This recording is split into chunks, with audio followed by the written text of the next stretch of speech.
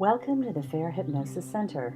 This short video is designed to teach you about hypnosis and to address the majority of questions that people have at their first visit. Make notes as you go, so when you meet with your hypnotist, you can get the rest of your questions completely answered. Hypnosis helps ordinary people deal with everyday challenges in a way that is effective and safe. And all hypnosis is self-hypnosis. Your hypnotist will show you how to place yourself in a beautiful state of trance and experience the physical relaxation and mental alertness. You are always in control of your desire to stay in hypnosis. Your hypnotist will help guide you through a process that uses hypnotic suggestions to help you discover the answers as to why you've come in for this visit. And there are a lot of myths and misconceptions about hypnosis. For example, a lot of people think they can't be hypnotized, but in truth, only about 10% of the population can't, typically because of mental illness. The main reasons why someone cannot be is that they don't want to be, or they might have some nervousness about what might happen. Hypnosis is a 100% consent state. No one can force you into it, as they need your permission. And you can't be forced to do anything. Believe me, if we had that kind of power, this world would be a much better place. Your mind will not accept any suggestions that goes against your values or your ethics. And only in the movies has anyone gotten stuck. It can feel so good sometimes that you really don't want to come out. But, for example, if the hypnotist was to leave the room, after a few minutes, you'd simply emerge on your own. And a hypnotist, well, they don't have any special powers. No magic wand, no truth serum, and most are not psychic. The key for real success in hypnosis is your willingness to participate and your desire to attain the results that you came in for. The number of visits needed depends on a lot of things, but most importantly, the issue that you're here for. At the Fair Hypnosis Center, we use a process that takes an average of 6 visits. Occasionally it's less or more, but 6 are typical for most things.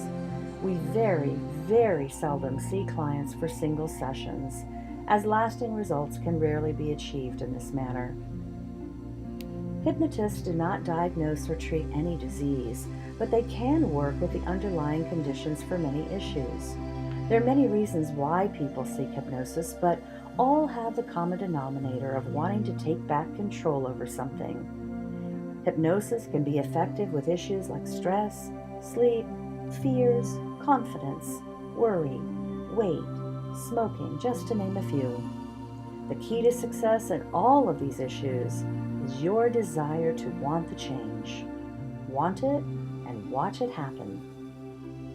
Now, many people confuse hypnosis with therapy. Psychotherapy focuses on the diagnosis and conversational treatment of mental disease. Hypnosis uses trance and suggestion in the subconscious mind to adjust habits of thought, feelings, and behavior. Stage hypnosis uses trance and suggestion for entertainment purposes. Fair hypnosis gets its name from the 4 laws of the mind. F stands for focus. What you focus on expands, so if you're getting results that you don't want, it's time to look at where you're putting your focus. A is for associate. When your thoughts and images are similar in nature to your focus, your mind starts to connect everything to that focus. R is for repeat. Whatever you repeat often enough and believe passionately enough will become the truth in your life.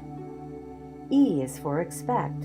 You get exactly what you expect you will, and your subconscious will filter out anything to the contrary. And we abide by the 80-20 rule. We'll spend just enough time understanding what your problem is, and 80% of our time together focusing on the benefits and goals you wish to attain, shifting your focus to the expectations you really want. To understand why hypnosis is effective, it's important to understand how your mind works. It's divided into 2 primary parts. First, there's the conscious mind, and this is where you're functioning right now. About 5% of your mind's capacity, it's analytical and logical.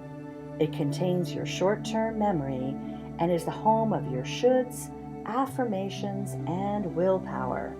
The other 95% is comprised of two parts: the conscious, unconscious mind, and the subconscious mind. The unconscious part of your mind is primarily responsible for controlling the strength or weakness of your immune system, all of your automatic bodily functions, like your heart beating and your eyes blinking.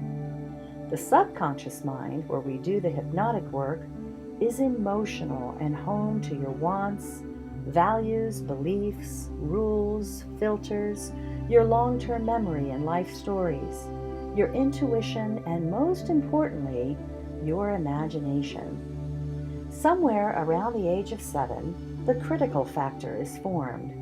This is a protective mechanism that guards your beliefs and your weaker, easily overwhelmed conscious mind. We'll talk more about the critical factor in a few moments. Think of your subconscious mind as a computer. When you buy a new computer, it has virtually no programming in it. It can only operate based on the programming that's placed in it, and it has no choice but to operate on that programming that's put into it. When you're born, you are mostly unprogrammed, and then every day you add programming. You also know that if you change the programming in a computer, it can't operate on the old programming. It must now operate on the new information that's been placed into it. This is the way your subconscious mind works.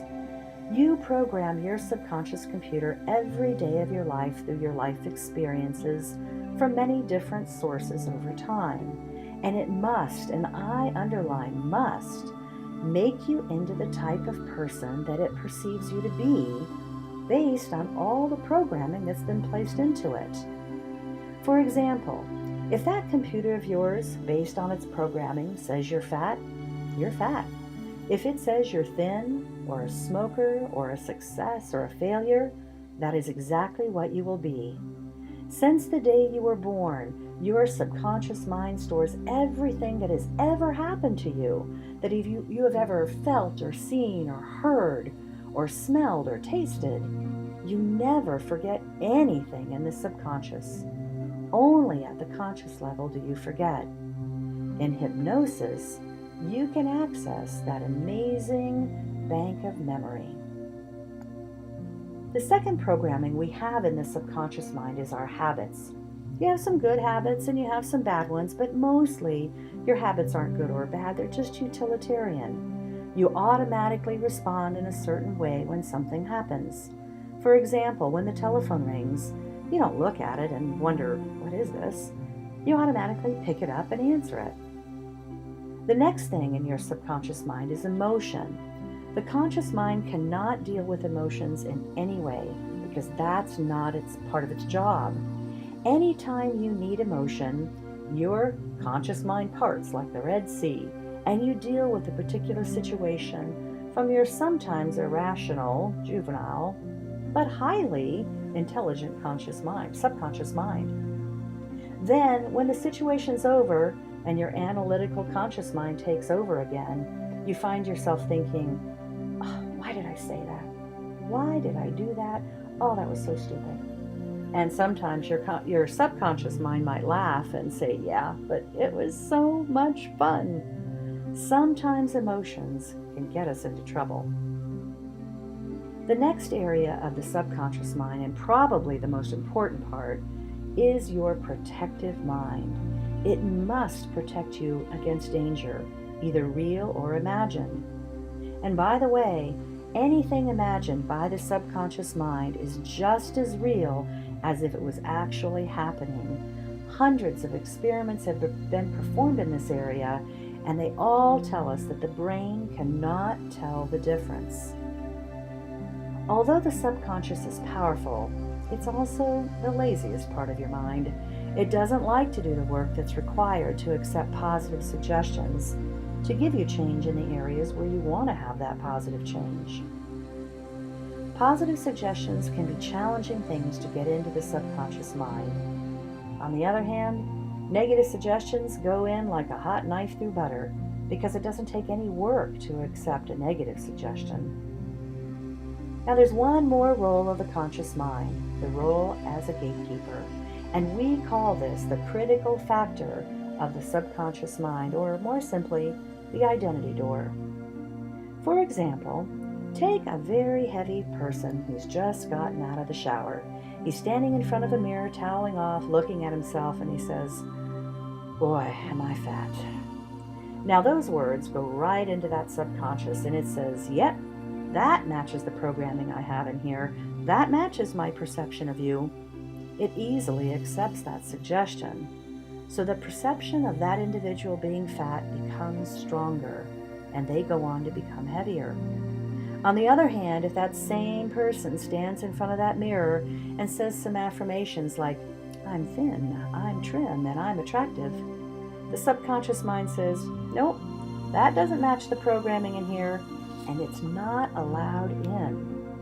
So, how do we get suggestions into that subconscious mind? This is where hypnosis comes into the picture. Hypnosis bypasses that critical factor, or opens the door to your deeper sense of identity. How far that door opens is completely up to you. When you're in the state of hypnosis, your body is very relaxed. However, the deeper you go into hypnosis, the more your subconscious mind becomes alert. In the deeper levels of hypnosis, your subconscious mind is 200 to 300% more alert than you are at this very moment. And even though a hypnotist may use the word sleep to take you into hypnosis, you are far from being asleep. You're extremely alert and focused, probably more alert and clear-minded than you have ever been before. This is because the subconscious mind is in control, and it's the most powerful part of your mind. When you receive a suggestion in hypnosis, your critical factor or identity door must decide to let it through or not. No hypnotist can ever force a suggestion into your mind because you're always in control. If you accept the suggestions given to you, then you'll have change in the way you want it. Your subconscious mind will handle all of the details of helping you affect the positive change that you seek. Now you go into hypnosis at least twice every day, all by yourself. When you go to sleep, you pass from waking consciousness, or the beta state, through 2 states of trance, alpha and theta, into sleep, which we call delta. When you awake, you come up from the other direction. Sometimes during your waking state, you will also experience alpha trance. Have you ever driven from point A to point B in your car and not remembered how you got there? Well, we call that highway hypnosis. Have you ever lost yourself in a book, finishing hours later, not realizing how much time had gone by? Or perhaps you got lost in a movie or TV show, or while gardening or playing sports. All of these are examples of alpha trance. Your conscious mind needs to take a mini vacation of sorts and checks out while your subconscious mind takes over. Trance is a chemical reaction that happens in your brain. The hippocampus produces chemicals that saturate an area of your brain called the corpus callosum. Now, this is the pathway through which your left and right brain communicate. In the trance state, the energy here is equalized, and it makes it possible to bypass that critical factor and access thoughts, habits, memories, and feelings in your subconscious mind. Outdated thoughts and beliefs can be released and replaced with positive selective thinking that is in line with your goals. Trance is a heightened state of awareness, a time when positive suggestions are easily accepted. On average, any given nerve cell in the brain interconnects with 5,000 other nerve cells, and the body must have some way to simplify this complexity. So your brain forms neural networks, or habits, that automate thoughts, feelings, or behaviors. These habits are governed by the subconscious mind, and in trance, habits can be changed or modified using vivid imagination and emotion. At Fair Hypnosis, our hypnotists form a hypnotic contract with all their clients. The hypnotist promises to always treat you in a courteous, professional manner, keeping you safe and comfortable in your sessions together. They promise to use therapies and suggestions that will work the very best for why you are here. Your part of the contract says that you'll have trust and confidence in your hypnotist. So from this moment on, you will instantly do what they suggest, knowing that at any moment you can change your mind. You are always in control. We are confident that you're going to enjoy our sessions together. If there's something that hasn't been covered in this talk or on our website, or that you just have more questions or want to know about, bring your notes and you can discuss them in your session. Hypnosis is a powerful way to transform your life. Thank you for listening and taking the time today. We're looking forward to assisting you.